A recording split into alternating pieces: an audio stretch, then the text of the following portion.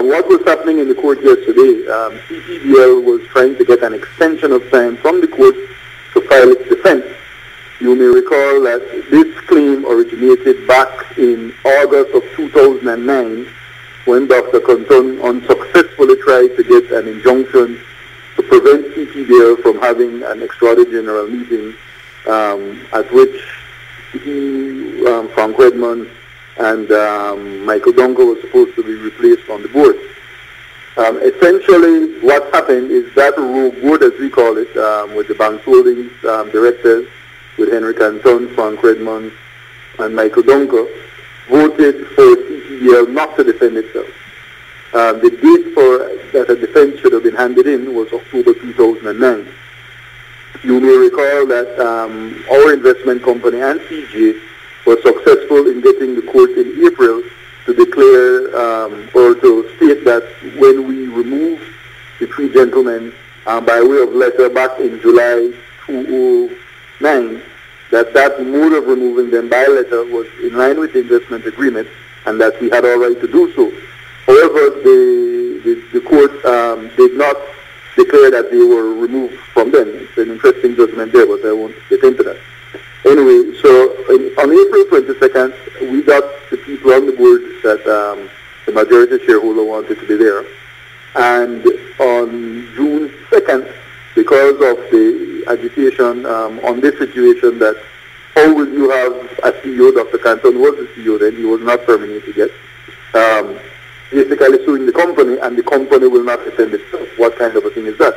Banks Holdings Limited agreed with our position, and both Banks Holdings Limited and our investment company, through our respective attorneys, sent letters to Baron Williams, which is the attorney for CPBL, instructing that CPBL mount a defense in this claim. This was June 2nd, 2010 now. On the following day, Mr. Kenterer, who is the CFO of CPBL and the person who should be in charge, Dr. Cantón, was terminated. Anyway, he sent an email to Baron Williams indicating that the company wants to be defended. Now, what played out in court yesterday is that from June 2010 up until October 2011, that defense was not submitted.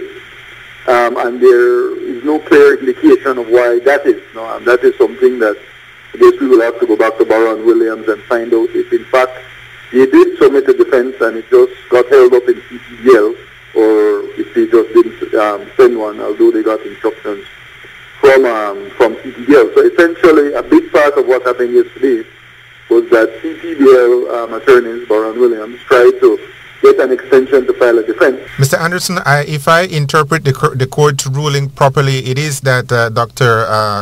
Cantón is properly employed, remains a director. What is the way forward? No. He's not a director, okay?